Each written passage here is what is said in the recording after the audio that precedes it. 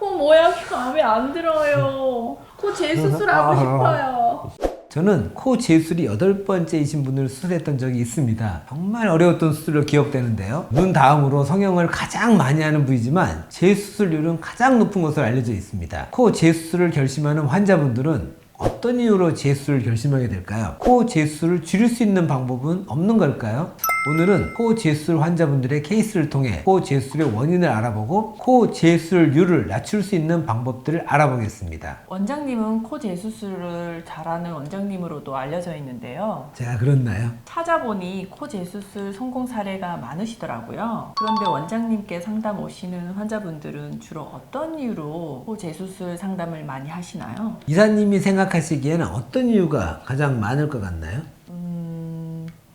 염증이나 부작용 같은 이유가 아닐까요? 간혹 그런 경우도 있긴 합니다. 그런데 의외로 모양이 불만족 때문에 재수술을 상담하거나 결심하는 경우가 많습니다. 정말요? 모양이 어떻게 마음에 안 드시는 거죠?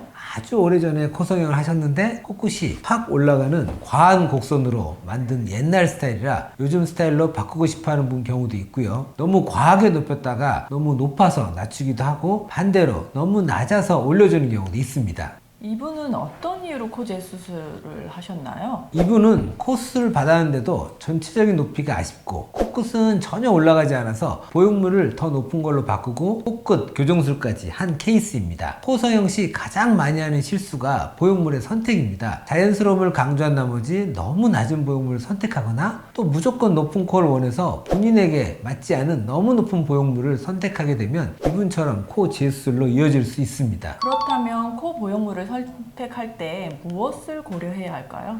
우선 본인의 코와 어울리는 높이 모양을 고려해서 선택하셔야 합니다. 본인이 원하는 코 모양도 중요하지만 본인의 얼굴과 어울리는 코 모양인지도 중요한 부분입니다. 본인의 얼굴과 어울리는 보형물 선택이 중요하다면 이런 조화와 균형까지 고려해 상담해주는 병원, 의료진을 찾는 것이 무엇보다 중요할 것 같습니다. 네, 그렇습니다. 코 재수술 상담 중에 모양에 대한 불만족이 가장 많았다면 다른 이유는 어떤 것들이 있었는지 궁금한데요.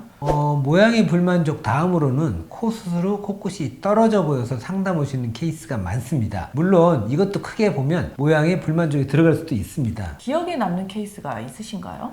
이분의 경우에는 이미 4번의 코수술 경험이 있었던 분인데요. 코수술 후 코끝 지지연골에 힘이 약해지면서 코끝이 점점 내려오는 현상 때문에 재수술 병원을 찾다 CDU 청담위에 상담 오셨던 분입니다. 어떻게 개선해 주셨나요? 이분에게 맞는 적절한 보형물을 추천해 드렸고요. 맞춤 디자인과 함께 코끝 연골의 힘을 잡아주어 지금의 모습으로 개선할 수 있었습니다. 5번째 코수술이라 걱정이 많으셨는데요. 수술 후 매우 만족해 하셨고 그 만족감 때문에 저희 병원을 믿고 다른 부분도 수술을 원하셔서 현재 CDU 청담유 리얼 모델로 활동 중이십니다. 수술 후 코끝 떨어짐은 정확히 어떤 이유로 생기는 건가요? 시간이 지나면서 묶어준 코끝 연골이 벌어지면서 코끝이 떨어질 수도 있고요. 이식한 연골이 일부 흡수되면서 지지 연골이 약해지고 그러면서 코끝이 떨어지는 경우도 있습니다. 또 코끝 연골 사이로 보형물이 파고 들어가면서 오히려 코끝이 벌어지면서 코끝이 떨어지는 경우도 있습니다. 또 피부가 버틸 수 있는 한계보다 더 올려서 피부가 누르는 압력을 이기지 못하고 떨어지는 경우도 있습니다. 코끝 떨어짐을 줄이기 위해서 어떤 점들을 고려해야 될까요? 코에 무리가 되지 않는 보형물 선택이 무엇보다 중요할 것 같고요. 또한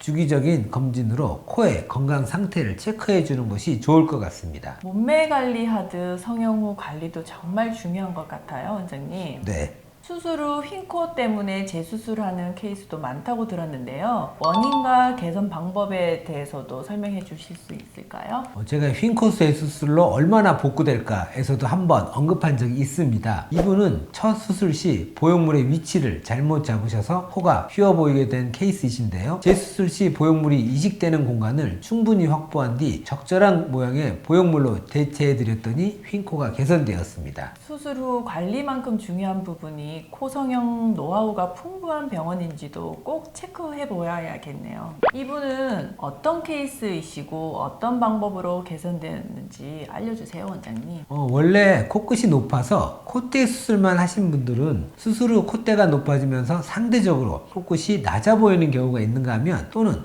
코끝 염증으로 흉조직이 생기면서 코끝이 뭉퉁해지는 경우가 있습니다. 이분은 뭉퉁해진 코끝을 개선하면서 콧대도 높이고 또 콧날개도 줄여드렸던 케이스인데요. 수술 후 사진을 보면 뭉퉁한 코가 확실히 날렵해졌고 커져 보이던 콧날개도 줄어들었고 콧대도 남자답게 높아진 것을 확인하실 수 있습니다. 코 수술 후 염증은 정말 피하고 싶은 부작용인 것 같아요. 맞습니다. 코 재수술 중 가장 좋지 않은 케이스는 염증 때문에 재수술을 해야 하는 케이스입니다. 염증이 생기는 이유는 보형물의 재료가 부적절해서 생길 수도 있고요. 수술 시 피부균이나 외부균이 침입해서 생길 수 있습니다. 또한 음주나 흡연을 하는 등 적절한 관리를 하지 않은 경우에도 생길 수 있습니다. 이런 경우엔 꼭 염증 치료 후 재수술을 하셔야 합니다. 한 환자분은 코 수술 후 염증이 생겼음에도 불구하고 높아진 코가 마음에 들고 보형물 빼고 싶지 않아서 염증을 참다가 보형물이 돌출되었던 케이스가 있는데요. 문제는 보형물이 뚫고 나와도 전혀 아프지 않기 때문에 환자분들이 그냥 방치하는 경우가 있습니다. 염증을 방치하면 큰 화를 부를 수 있습니다. 코에 열이 난다거나 통증이 느껴지신다면 바로 수술받았던 병원에 내원하셔서 검진을 받으시길 바랍니다. 원장님, 재수술 사례를 하나씩 짚어보니까 코성형 씨 고려해야 할 사항들이 많이 알게 된 것 같아요. 더욱이 사례자분들과 같이 똑같은 실수를 하지 않으려면 이런 것들을 유념해야겠다는 생각을 하게 됐어요. 코 성형을 앞둔 분들이나 재수술을 고민하신 분들에게도 많은 도움이 되었으면 좋겠네요. 오늘은 코 재수술 사례 분석을 통해 코 성형 시 고려해야 할 점들에 대해 알아보았습니다. 좋은 정보 되셨다면 좋아요, 구독 꼭 눌러주시고요. 지금까지 CDU 청담현 성형외과 피부과 양동준 원장 김선희 의사였습니다. 점이 뭔지 아시나요? 아직 코끝이 나죠. 이 코는 목을 부른다고 해서 붙여진 이름이죠. 고맙습니다.